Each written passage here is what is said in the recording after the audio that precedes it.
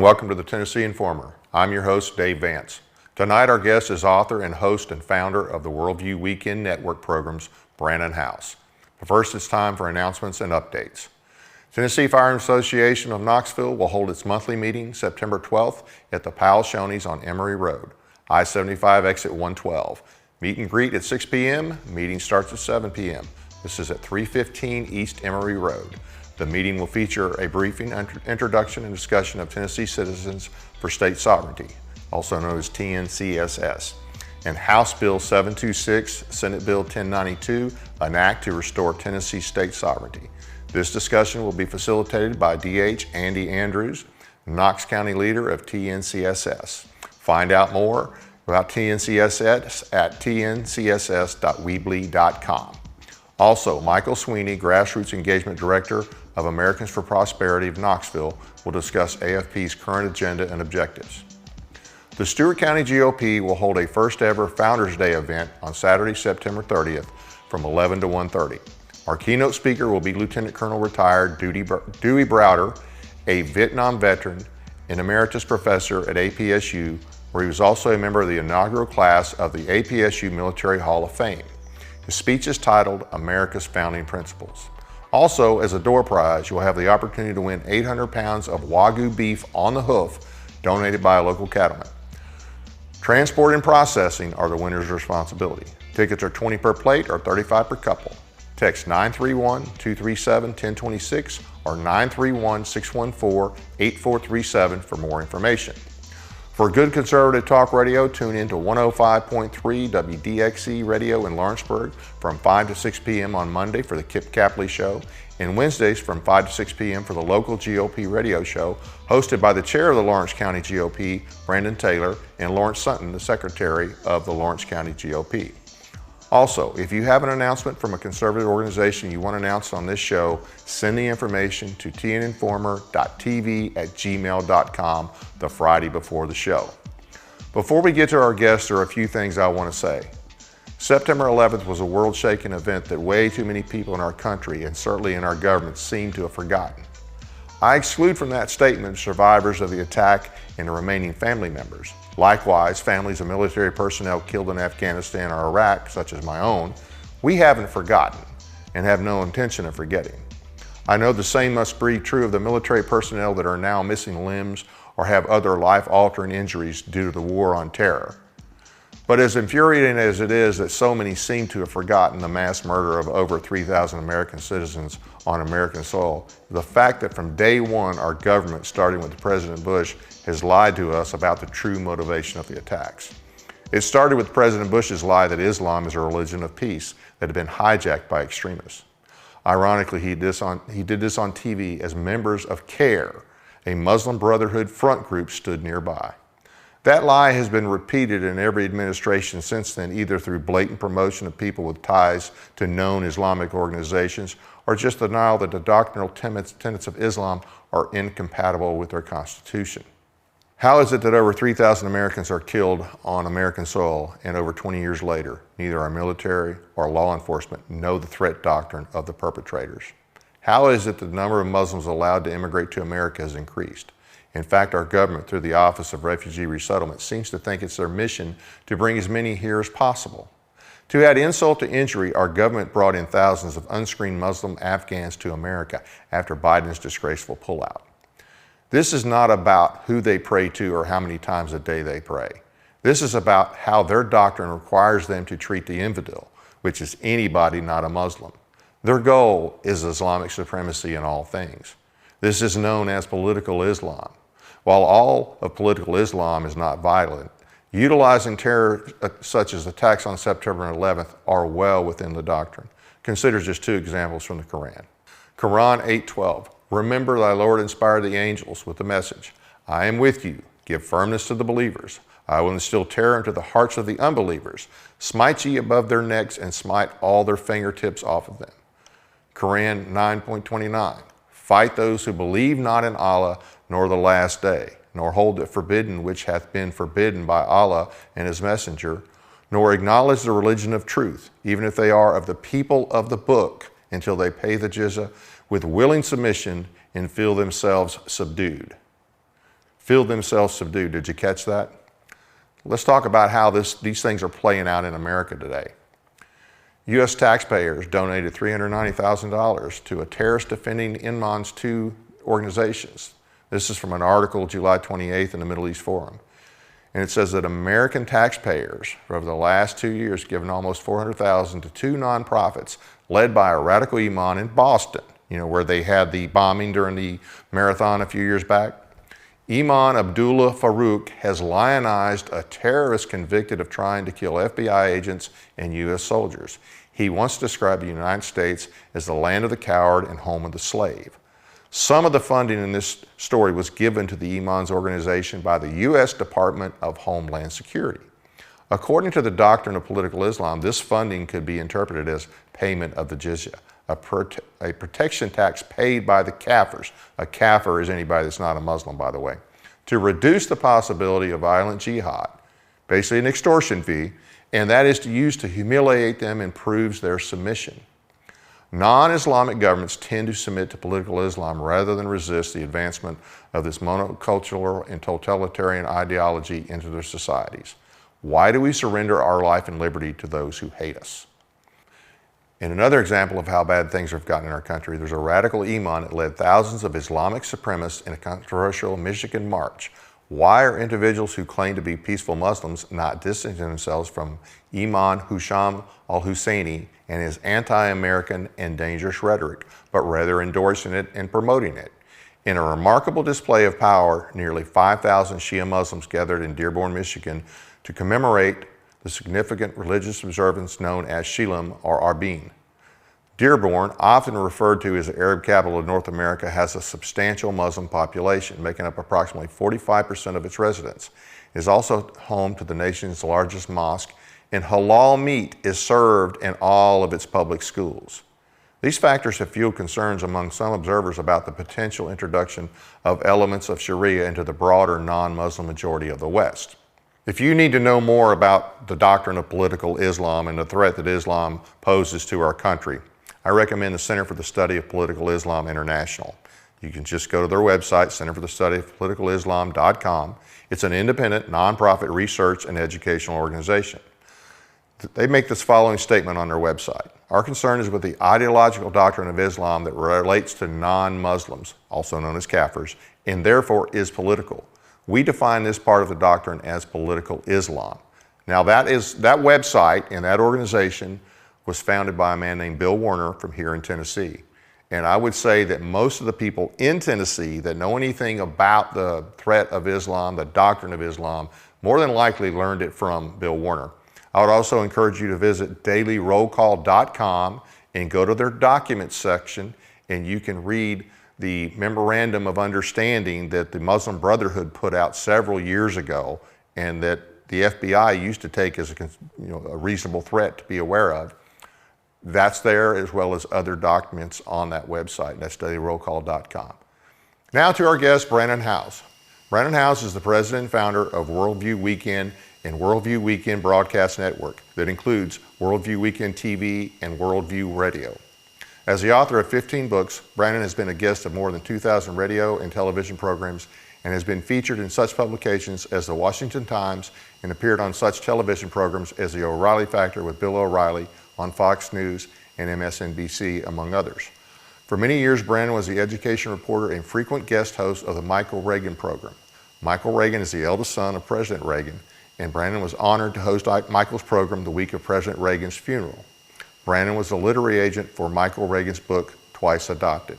Due to his area of expertise, Brannon was featured for many years as a frequent guest on the radio program of Oliver North, G. Gordon Liddy, Ken Hamlin, Dr. D. James Kennedy, Phyllis Schlafly, and Beverly LaHaye's Concerned Women for America, among others.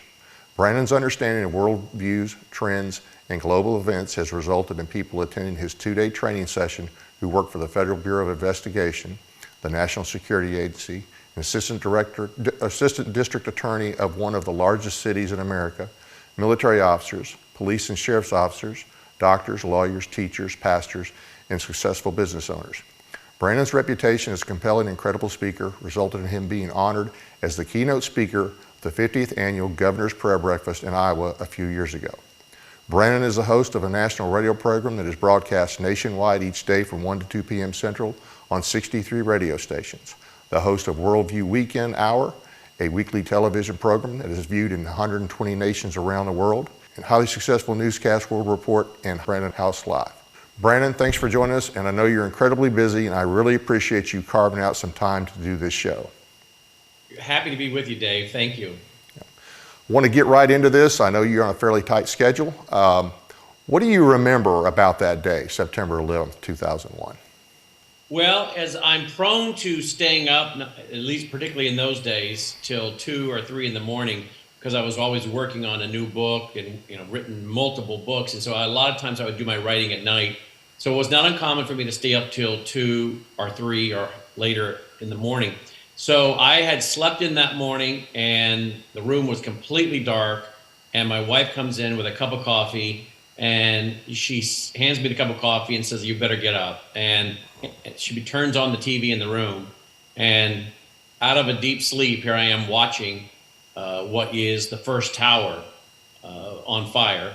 And then, of course, as I was trying to get awake and drink that first cup of coffee, I saw the second plane go into the tower, then the Pentagon. And, at that point, I think like a lot of Americans were thinking, well, we are under attack. Where is this going to stop? Is this going to be a multiple day event? It's just continues attacking critical infrastructure and institutions. And so I remember that day very clearly, as do many Americans. It's one of those days it's ingrained in our minds, much like those who were alive during the landing of the moon craft, that event, or the murder of JFK, or I remember the day Ronald Reagan was shot, the day the Pope John Paul II was shot. So these are big days in our life and in our world, and that's my remembrance of it. And of course, who did this?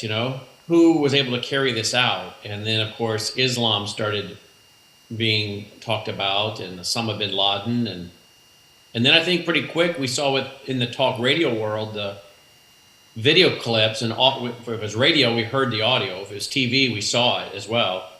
And that was of Oliver North in his testimony during Iran-Contra, warning about Osama bin Laden.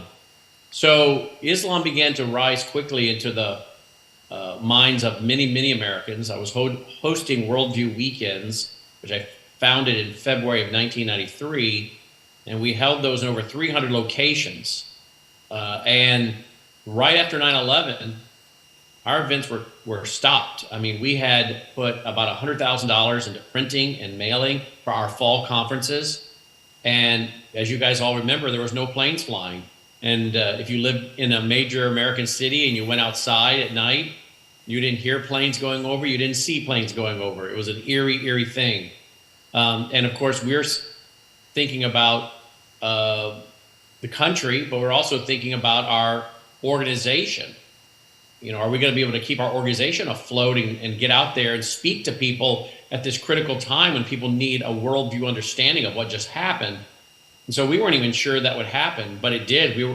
I was on one of the first planes after everybody went back to flying, and holding a Worldview Weekend in I think it was in Dayton, Ohio, and everyone wanted to know about Islam. And so we quickly retooled and started booking in premier experts on Islam and explaining the worldview of Islam. So that's what I remember. And it's strange that there wasn't that interest prior. I mean, because almost 10 years before that, they attempted an attack on the World Trade Center. All through the 1980s, we had all these attacks by the Islamists. And of course, in the late 70s is when you had the Shah of Iran come to power and those American hostages. Those are some of the first things I remember as I think I was 14 years old when the Iranians took the American hostages. And that was my first introduction to Islam. And, but like I said, all through the 80s and 90s, I'm surprised there wasn't interest before that, and really disappointed that our government wasn't more proactive as they should have been in that case, in my opinion anyway.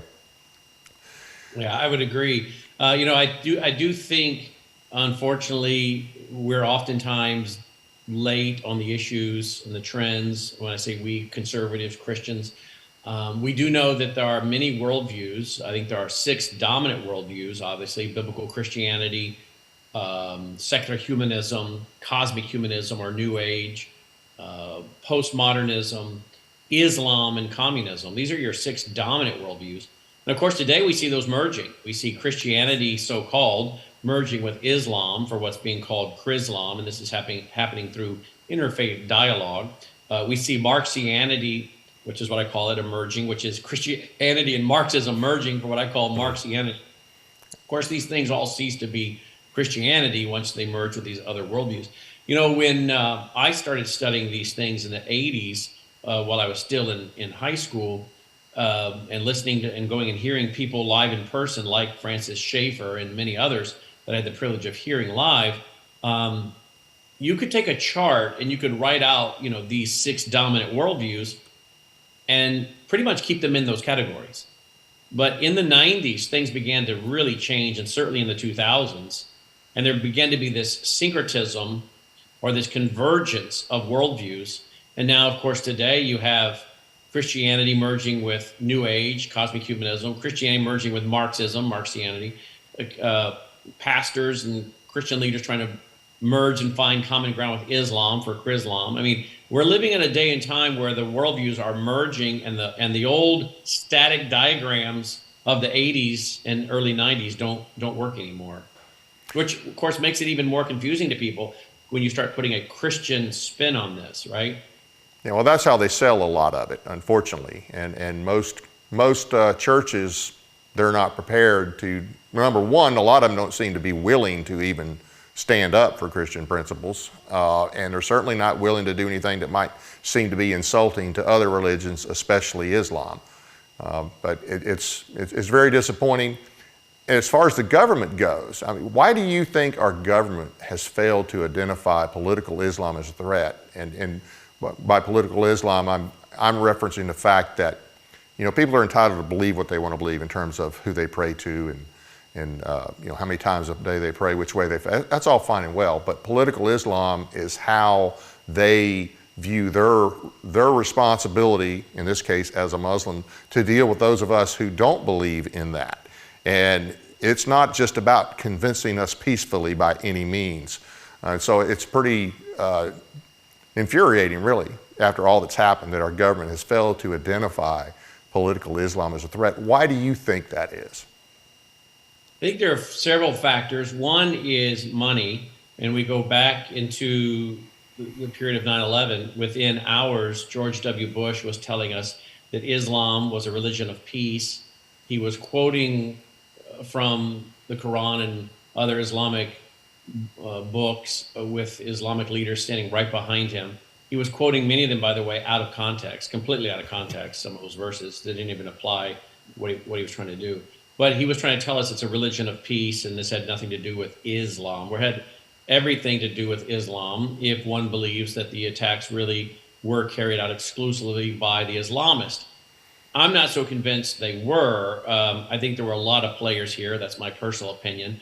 I know we have interviewed former CIA operations officer, one in particular, and some other experts over the years that talk about the fact that you had these Saudi hijackers that were carrying passports that were not stamped so they could go into Iran, come out of Iran, and then get into the U.S. Now, why were they in Iran? According to the former CIA operations officer I've interviewed multiple times and put in my documentaries, and I think according to federal court filings people can find, they weren't stamped by Iran because Iran was working with Saudi Arabia. Saudi Arabia and Iran were working together, and there's multiple reports that these hijackers were practicing on flight simulators in Iran.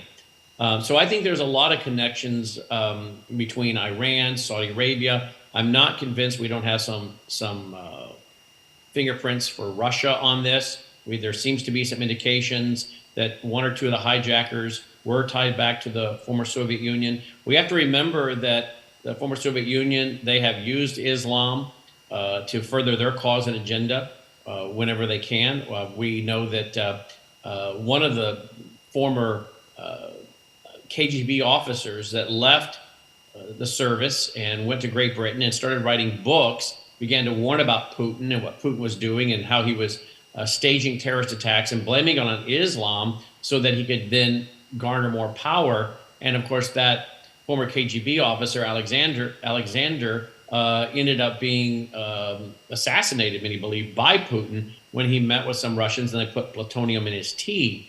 If you guys will remember that, and we all remember the pictures of him in his hospital bed with his bald head, and of course he died.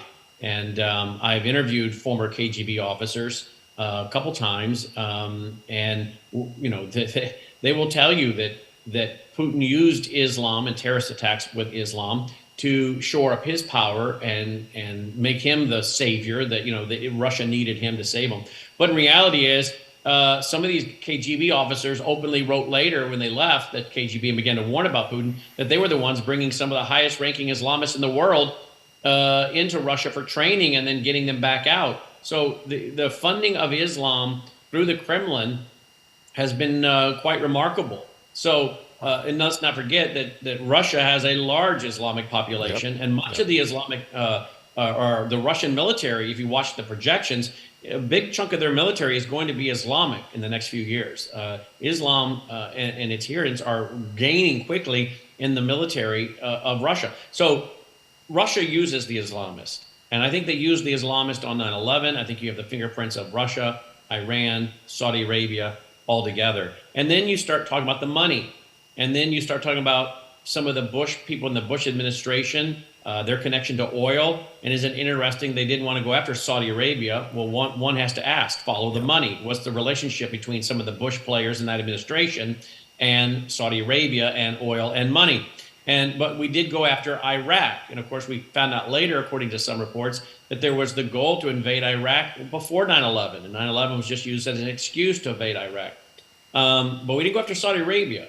So I find that very interesting. Of course, Saudi Arabia and Iran, you got Saudi Arabia are your Sunnis and Iran are your Shiite, and they're varying strains of Islam. And they worked together because the enemy of my enemy is my friend. Now we see tensions between last several years between Saudi Arabia and Iran. Saudi Arabia seems a little scared of Iran for probably legitimate reasons. But now there seems to maybe even being a little bit of thawing going on there. And of course, particularly when you start adding in the BRICS banking system, Brazil, Russia, India, China, South Africa, and now they're going to add in Iran, Saudi Arabia. So some of these groups are coming together. I personally think that fits Bible prophecy, Ezekiel 38, Ezekiel 39, and a coalition that's being built that will eventually move against Israel, which includes which includes Iran, which includes Russia, which includes Turkey, obviously Syria. Saudi Arabia the scriptures seem to indicate are not involved, that they're on the sidelines, kind of watching this, wondering what's going on, which I find very interesting because what would make Saudi Arabia sit on the sidelines if they were participating in some other things?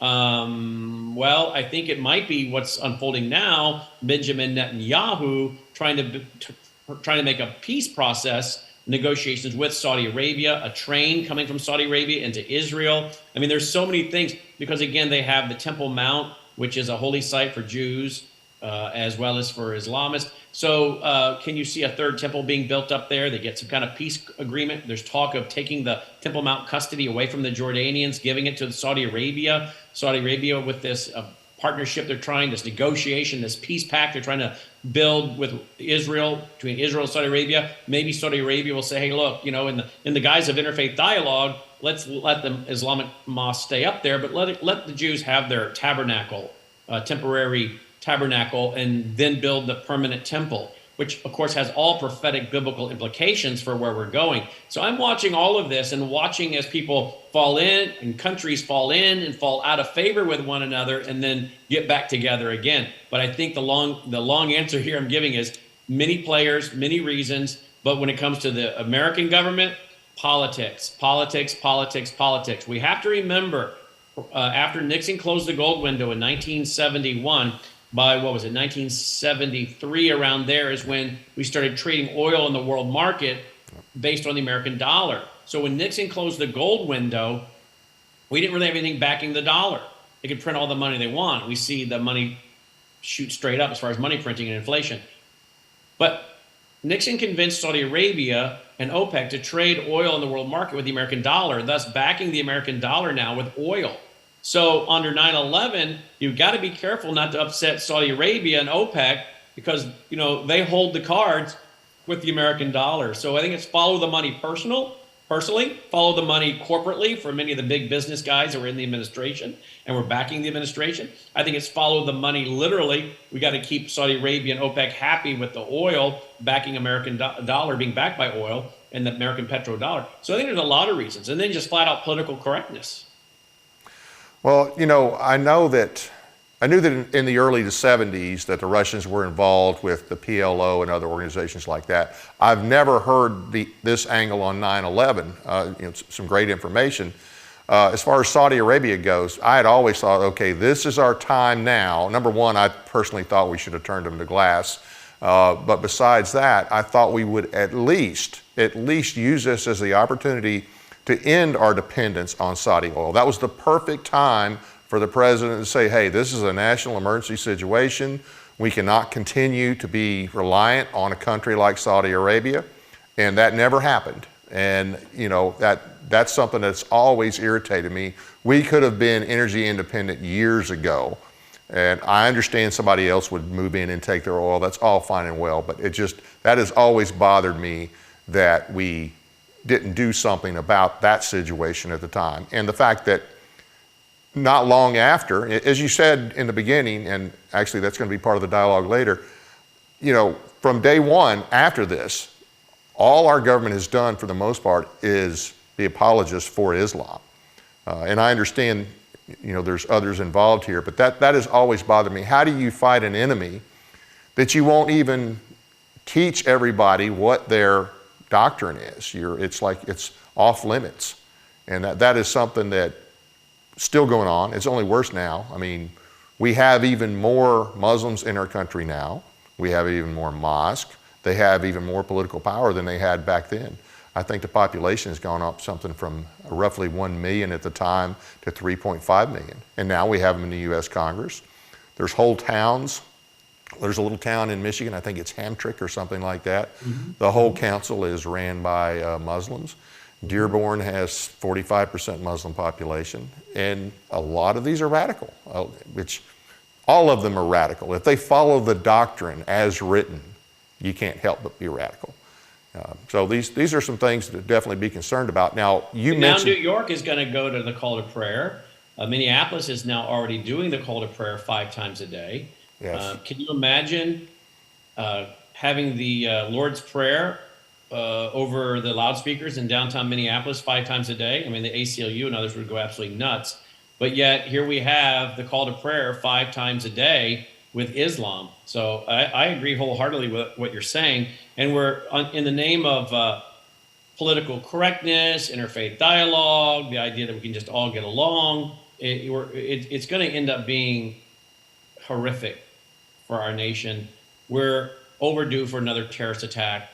I believe we are going to see another terrorist attack. I think we'll see lots of terrorist attacks. I think how they come and how they look will vary, but we're definitely headed to more terrorist attacks here in the U.S. Yeah. Well, when we're not importing them, our borders are wide open, so they have plenty of opportunity to get in here. What can you tell us about the Green-Red Alliance? I know you're familiar with that term. Yeah, the Red-Green Alliance. The red is the Marxist. The green is the Islamic nations, with the green represented in their jihadi flags like Afghanistan and others. And we have open written statements by well-known Islamic terrorists stating that they have to work with and must work with the Marxists. There must be a coalition between the Marxists and the Islamists, known as the red-green axis. Again, the enemy of my enemy is my friend. And so we see that, and most Americans are absolutely oblivious to it. They have no clue. Again, I go back to that statement I made earlier about Putin and the former Soviet Union and its relationship with Islam. And this will continue. And it will continue up to the point that eventually the Islamists, the red-green axis, will invade Israel. There'll be a massive invasion of Israel. Ezekiel 38:39 describes this in the Old Testament. I understand from sources that Benjamin Netanyahu, of course, that's Old Testament. So many of the rabbis, Benjamin Netanyahu himself understands this. So maybe this is one reason why he's trying to make peace with Saudi Arabia, hoping he can get them to do certain things to stop this invasion that the Bible prophesies is coming. But that red-green axis is going to come together and go after Israel. The question is, do they go after America before they go after Israel? And I've contended for many years that I believe that the red-green axis will bring down America before they invade Israel. Now, people ask, well, why would they want to invade Israel?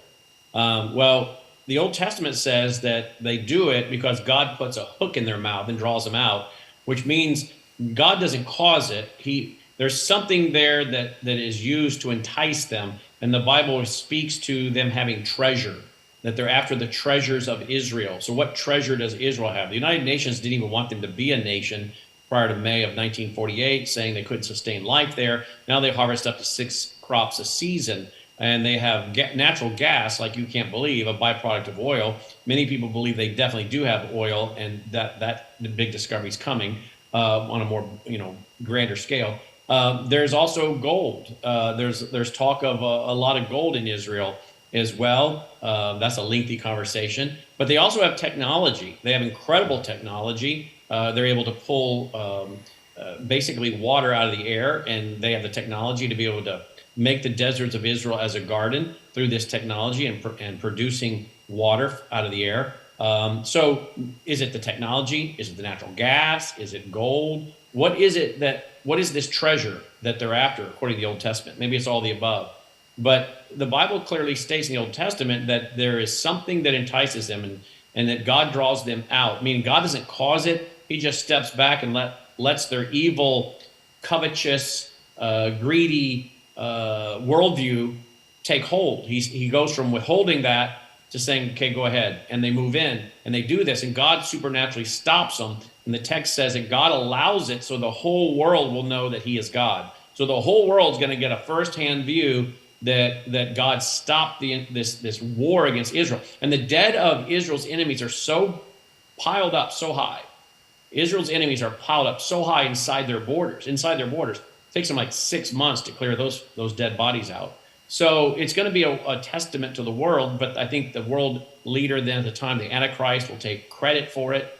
He'll try to usurp God's glory. So I think that red-green axis that we're talking about is going to move against America first, bring down America, and then set up to go after Israel. And if we were to talk about this 10 years ago, 15, 20 years ago, a lot of people may have an issue with it, but I'm talking to guys that are retired generals with several stars that they retired. And when I explain all this to them, it blows their mind because I'm speaking to them from a biblical perspective of what the Old Testament says is coming. And they're looking at it from a geopolitical military expert. And they're saying, what's really odd is everything you're talking about, those nations are right now on Israel's border. Right there inside Syria, you have Russia and you have Turkey and you have Iran. They're right there on Russia's border. That was not the case 15 years ago.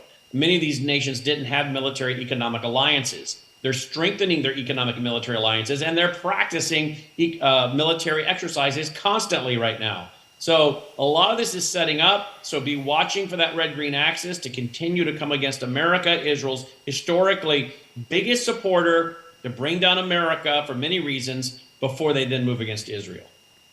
Well, 15 years ago, as bad off as we were, where we're not as bad as, things are just terrible now. Our borders have been open for a long time, but they're wide open now. This is a federally led invasion. You look at the stuff that's going on in our schools from kindergarten up. You look at our cities, in 2020 you had all these riots and all these murders, and the government did nothing, even at the state level for the most part. So I could see, especially since the press is on the side of the left, they are clearly on the left side, I can see how the red-green alliance in this country, red-green axis in this country could certainly keep us occupied.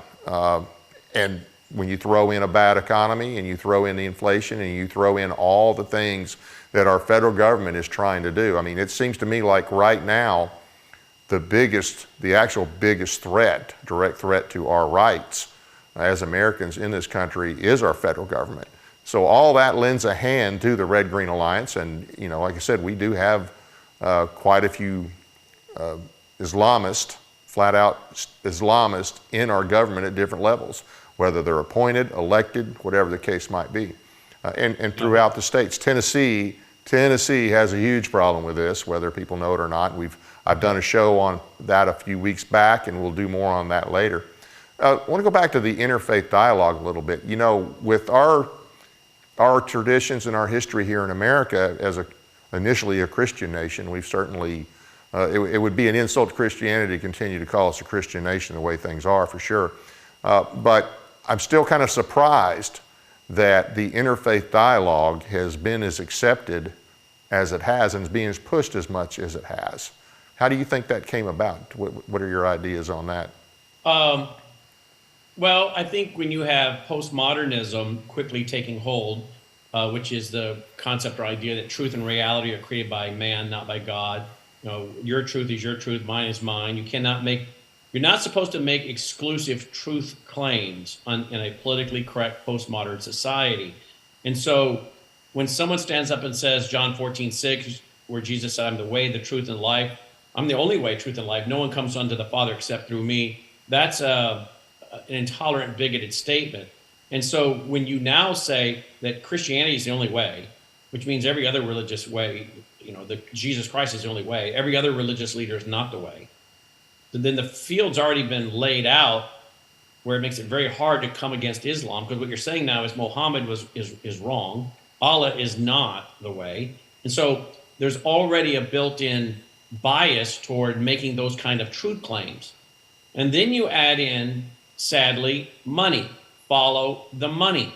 And we have a lot of Islamic money that gets pumped into America, pumped into certain organizations. We have Islamic money being pumped into so-called conservative organizations as well, I believe, to try to persuade people to go soft on Islam. And so when your conservative leaders won't stand up to Islam because they're being bought off, when your police departments and sheriff departments are buying into interfaith dialogue because they're told they have to be, you know, a pluralistic police department, and then when you have well-known Bible teachers who have preached very accurate sermons that we cannot mix the things of God with the things of Satan. And I think the people that are involved in Islam are worshiping Satan. I think the descriptions of Allah in the Quran are the same descriptions as Satan in the Bible. I think that's who they worship, Satan. When you have well-known Bible teachers that have preached very good sermons on why we are not to be involved in spiritual enterprises or trying to find common spiritual ground with false teaching, false teachers, and then those very same Bible teachers turn around and continue to book a speaker or a collection of speakers that have defended interfaith dialogue, then we're done.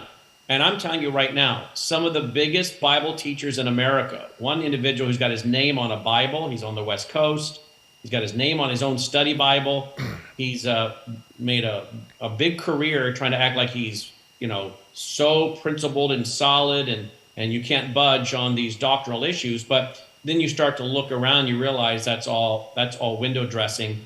It's like walking through the movie set.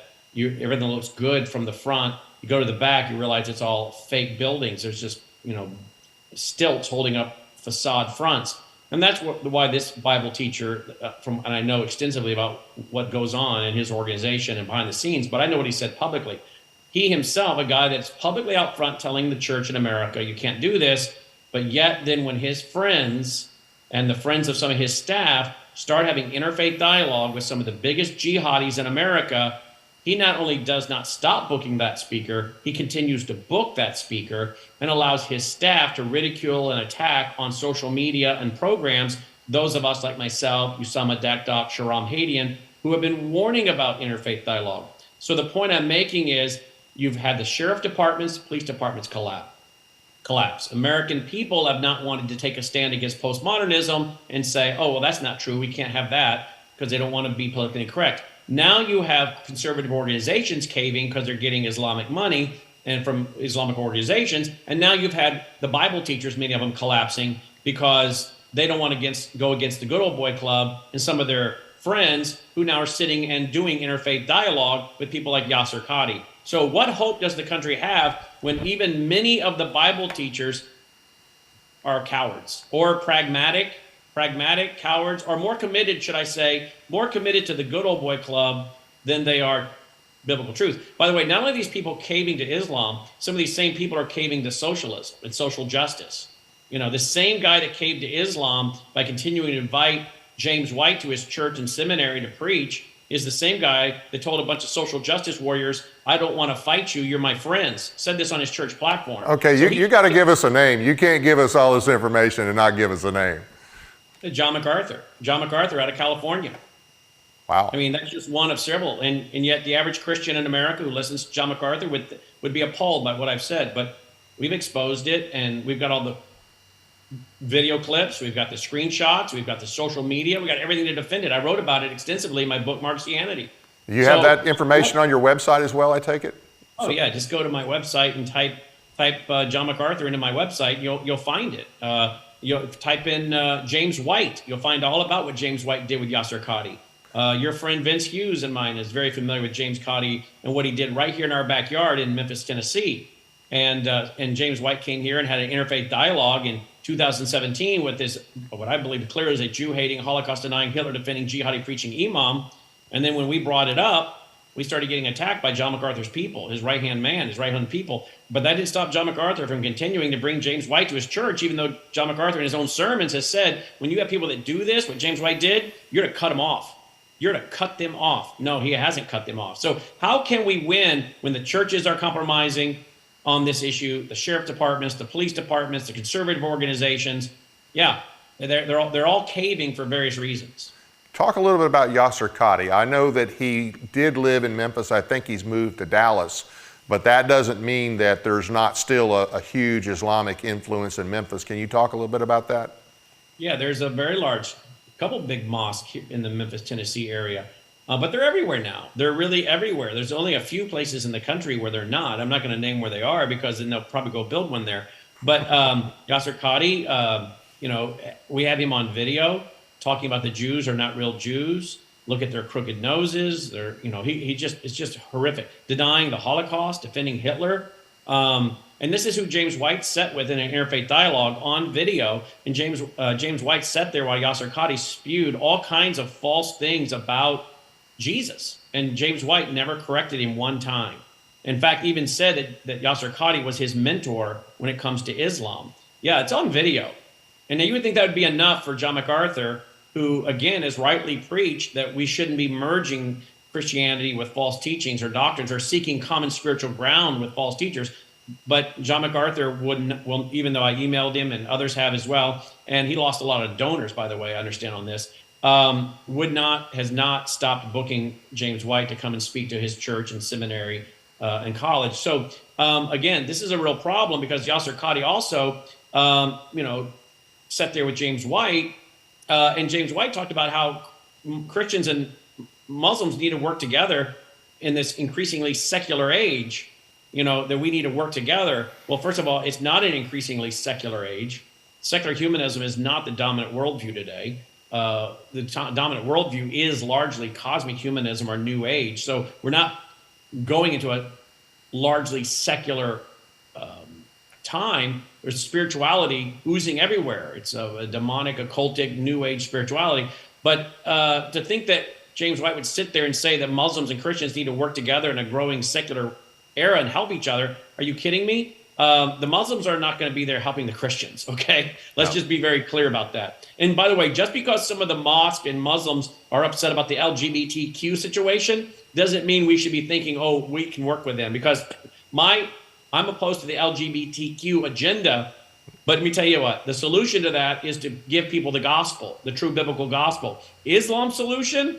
Well, go see what they do in the Middle East. They literally throw them off buildings and hang them by cranes. So yeah, I've been concerned that a lot of people partner up with Islam to fight LGBT. I'll tell you that right now. Yeah, I've been concerned that I see some conservatives wanting to latch on to, hey, they're against the same garbage in our schools as we are. Let's work. And no, I'm like, no, you obviously don't know much about Islam if you think that just because we happen to agree on that one aspect that they are a worthy ally. And when you do that, when you promote them, you're just going down the wrong road. Then it's going to be hard for you to point out all the faults and all the dangers of the doctrine of Islam after you supported them helping, to try to get the garbage out of our schools. The garbage that has to get out of our schools, it should have never been there. That, once again, that's a failure of not only our federal government, which by the way has no business in our schools at all, and our state governments. I mean,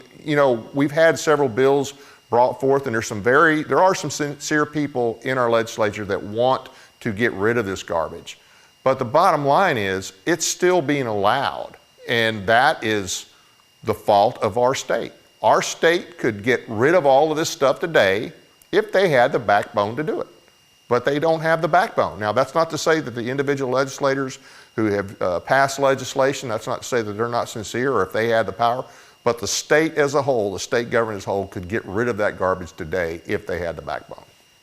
Absolutely, they could. And I think in some cases we're getting to a point where we're going to be quickly blackmailed, where these people have enough terror cells in the U.S., where China has enough shock troops in the country.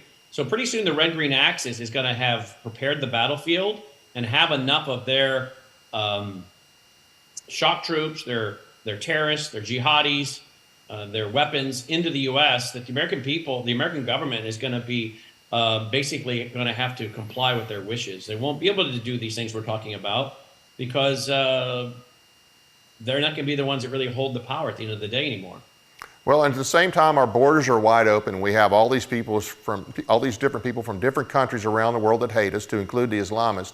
It seems like the federal government, the only thing they want to do internally other than promote the LGBT alphabet freak theology is to take our guns so that we can't protect ourselves and our children either. Now, isn't that interesting? At a time when we should be encouraging all law-abiding Americans, constitutional, patriot, God-loving Americans to go to the range and learn how to be a responsible gun owner and how to shoot accurately and safely, and teach your family members to do that, particularly the women. Islam takes over, they're going to rape your women. They're going to rape your women, they're going to grow Islamic babies out of them. And anyone that wants to laugh at that or make fun of that doesn't understand Islamic history and what they've done in other nations that they've taken over and captured. Most Americans think countries like Egypt have always been Islamic nations. No, they have not. Same thing with Iran. So they need to go and study these nations and watch what happens. I mean, you go look up pictures from Iran in 1960s, and some of those pictures, these women, you would bet your bottom dollar that those are women wearing those two-piece bathing suits and those dresses cut above the knee are from some fashion show or beach shooting out in Los Angeles or New York in the 60s. Well, it's Iran. Yep. That was not an Islamic nation. And so we saw the fall of the Shah, Ayatollah takes over, and what do you have now? Sharia, Islamic law. So look at Egypt. That was a Coptic nation. What have they done? They've taken over. Don't think they can't do it here. And so this is when we should be training the Americans to defend against a revolution of the red-green axis. But instead, this administration that is bought and paid for by the red-green axis is trying to take the guns from Americans. I mean, they're setting up a Red Dawn scenario. And we are going to I believe we are going to have a World War III. I don't know when, if it's going to come before the end of 2023 or be in 2024. But I think we are going to see a world war, and I think we are going to see terrorist attacks and some of this battle being fought right on our own soil, attack on our critical infrastructure. I think some of the testing is already going on, some of the what I call gray terror. I mean, I can go back to books written by former KGB officers that defected and came to America and started writing books warning about gray terror or the preparatory phase before world war.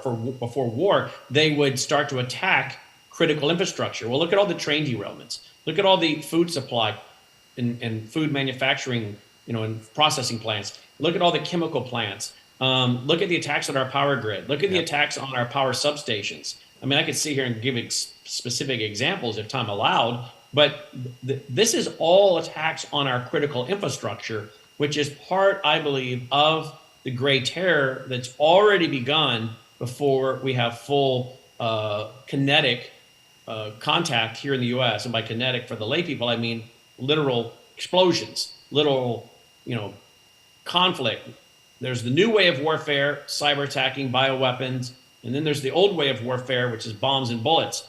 I think they'll start out with the new way of warfare And then I think they'll quickly move into the old way of warfare if they can't finish this off with the new way of warfare. But that doesn't mean they won't use some kinetic measures to take down critical infrastructure. So I think the American people are naive largely. There's a percentage that are very awake, but overall, the American people are very, very naive and completely oblivious to what's coming.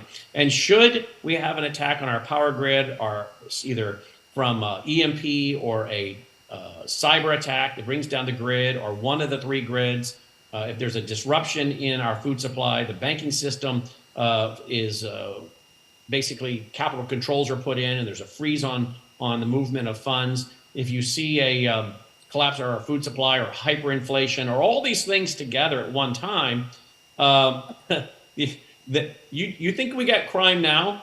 You think people are looting Macy's or other stores and drugstores and Target, and we've seen the videos?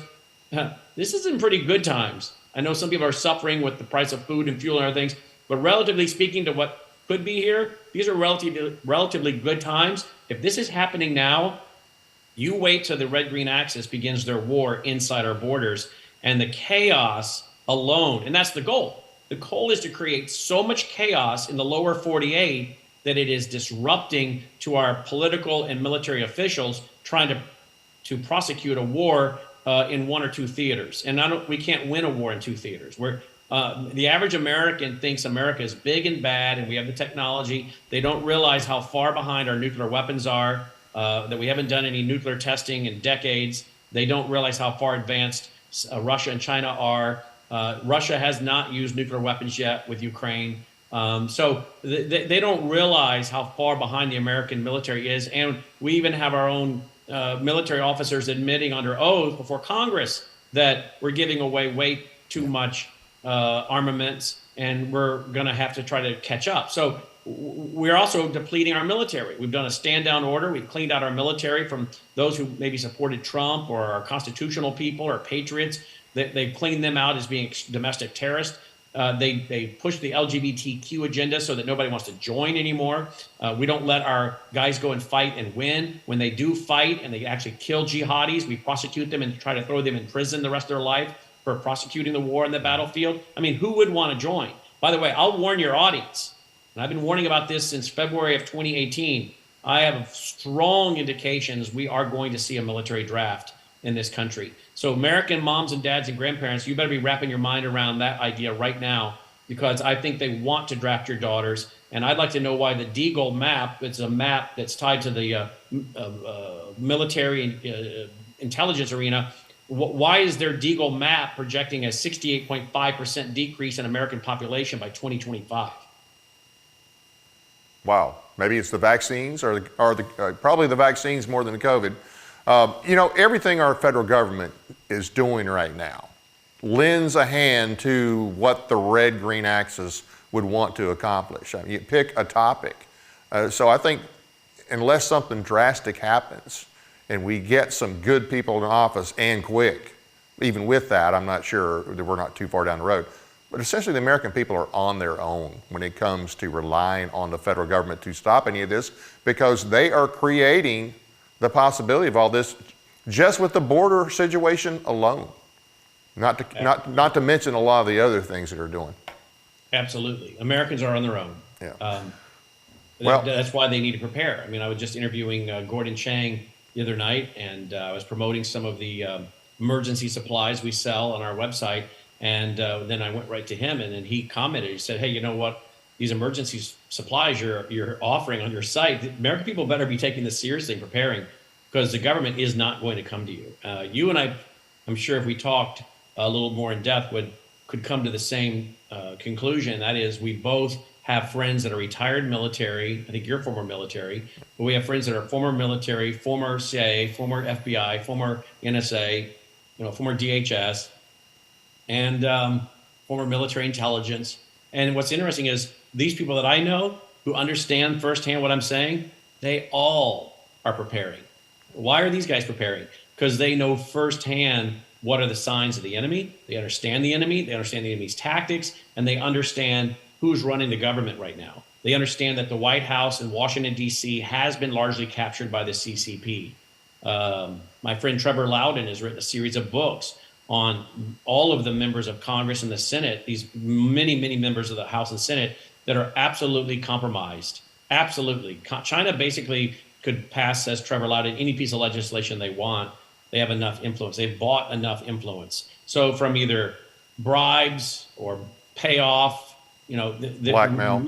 We have a controlled White House, a controlled Congress.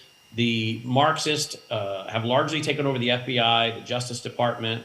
The red-green axis is running the government of the United States of America. So we're on our own. Well, hey, I really appreciate you taking the time to be with us today. Great information, and I would encourage everybody to visit your site. I don't know how you do all that you do. I mean, you go from one show to another. We talked a little bit about that yesterday. I don't see how you do it, but hats off to you. I'm thankful that you do, and I really appreciate having you on. Would love to have you on again sometime. Thank you very much. Love to come on. Love to come back, David. Thank you for all you're doing. Appreciate you and your team. Thank you. Have a good day. You too. Thank you for joining us tonight. Thank you everyone for watching. And if you enjoyed the program, please hit the like button and subscribe. Our guest next week will be Mike Meharry from the 10th Amendment Center.